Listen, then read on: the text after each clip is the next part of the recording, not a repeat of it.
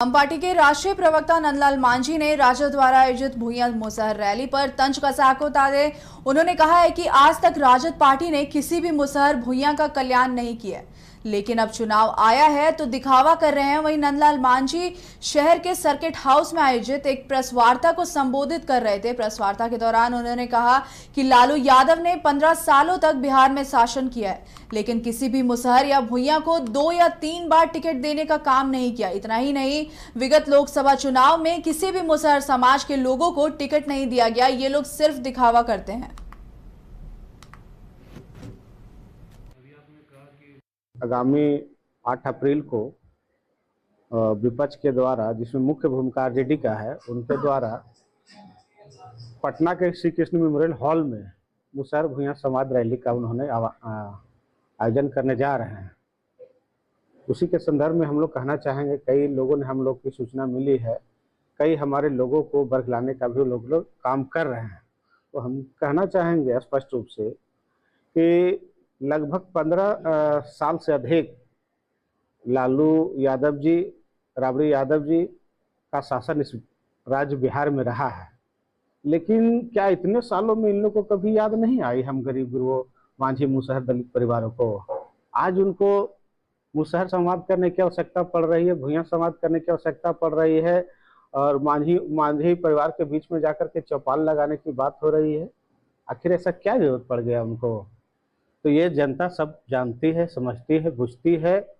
आने वाला विधानसभा चुनाव है, ये लोग अलग अलग जाल, कभी लाल झंडा को लेकर के आ जाते हैं, कभी हरा झंडा को लेकर के आ जाते हैं, और हमारे लोगों को ठगने का काम किए हैं, बरगलाने का काम किए हैं, बेवकूफ बनाने का काम किए हैं। और कल जो प्रस्तावित गरीब संवाद रैली है, कहीं न कहीं उसी का एक ये अंश है। 11 अप्रैल को पटना के गांधी मैदान में जनसुराज बिहार बदलाव रैली करेगी, जिसको लेकर नवादा के पार्टी कार्यालय में प्रेस कॉन्फ्रेंस कर जनसुराज के जिलाध्यक्ष ने जानकारी दी है कि इसके साथ ही उन्होंने बिहार में परिवर्तन की चाह रखने वाले को रैली में शामिल होने का निमंत्रण दिया है। आपको बताते चले, बिहार में पेपर लीक और भ्रष्ट शिक्षा व्यवस्था के खिलाफ बिहार बदलाव रैली का आगाज हो रहा है। यही नहीं, यह आंदोलन न सिर्फ बिहार के जन मान्य की भावनाओं से जुड़ा है, बल्कि भ्रष्ट सत्ता शासन को उखाड़ फेंकने में भी सक्षम होगा। जिला मुख्य प्रवक्ता महताब आलम ने कहा कि बिहार बदलाव रैली के जरिए प्रदेश की जनता राज्य सरकार को ललकारने आ रही है। निरंतर बढ़ने अपराध के ग्राफ से लगता नहीं कि प्रदेश में जनता का राज है, वहीं सत्ता पोषित अपराध किरण सिर चढ़कर बोल रहा है।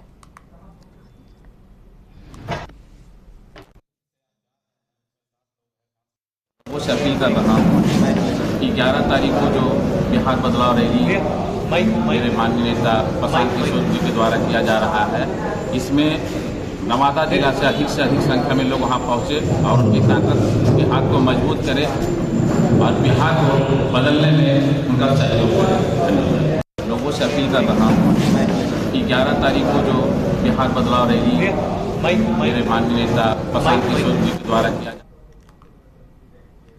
बेगूसराय में भाजपा नेता की पुत्री पर एसिड अटैक मामले में पुलिस ने बड़ी कार्रवाई करते हुए 2 लोगों को हिरासत में लिया है। खास बात यह है कि पकड़े गए 2 युवकों में एक पीड़ित युवती का रिश्तेदार है जो कि पड़ोस में रहता है, वहीं दूसरा उसका दोस्त है। गिरफ्तारी को लेकर बेगूसराय के आरक्षी अधीक्षक मनीष ने प्रेस वार्ता कर दोनों की गिरफ्तारी की पुष्टि की। आपको बताते चले, पुलिस की माने तो एसिड अटैक का मुख्य आरोपी पीड़ित का रिश्तेदार है, जो कि युवती के साथ शादी करना चाहता था। पकड़े गए दोनों युवक स्थानीय बताए जा रहे हैं। वहीं आपको बताते चले, पकड़े गए युवक में मुख्य आरोपी अंजनी सिंह और महबूब आलम शामिल है। पुलिस ने घटना के दिन आरोपी द्वारा पहना हुआ कपड़ा और एसिड का बोतल बरामद कर लिया है। वहीं आपको बताते चले, जिसे फॉरेंसिक जांच में भेज दिया गया है।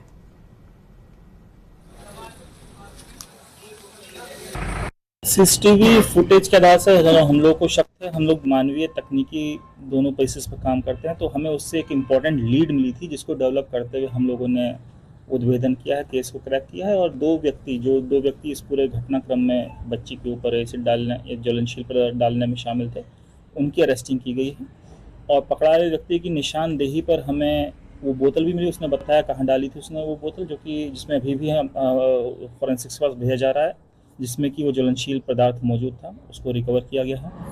घटना के टाइम जो वस्त्र पहने थे उसको रिकवर किया गया है। साथ ही साथ जो 2 व्यक्ति हैं ये महबूब आलम और फुलटूस और लड़की के रिश्तेदार ही लगेंगे दूर के, एकदम पड़ोसी अंजनी कुमार सिंह, उम्र करीब 45 वर्ष। इन दोनों को इसमें इनकी सहभागिता में इनकी जो कॉन्स्पिरेसी थी जिसके थ्रू ये काम किया।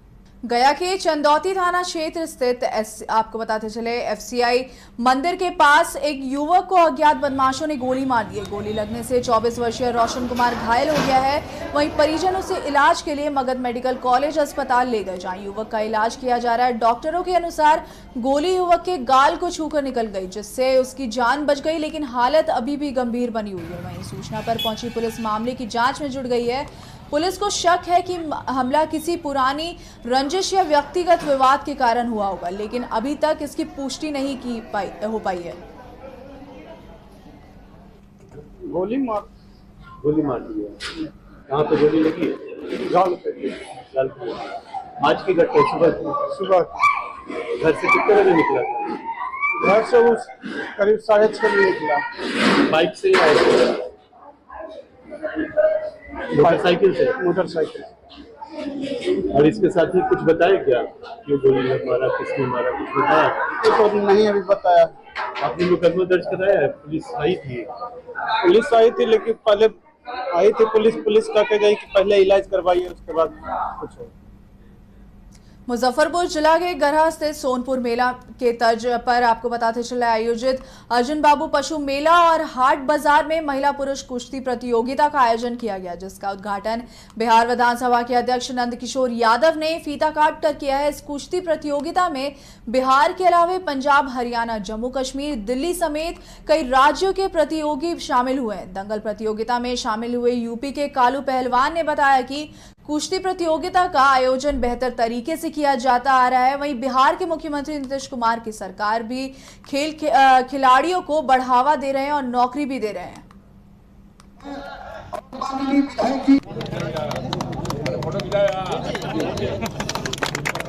जी प्रणाम।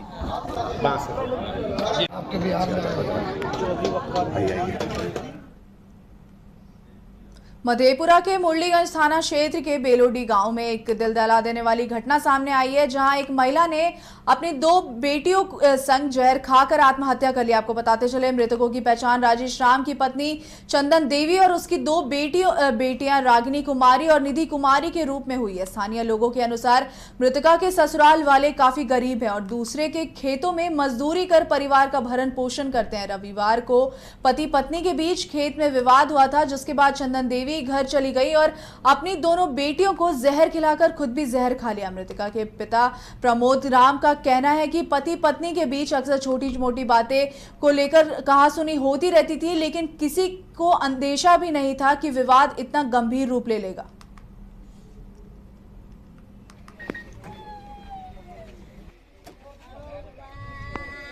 आपस में झगड़ा करे हमरा बेटी से सब दिन बैठ जाए रहे, सबटा झगड़ा करे रहे।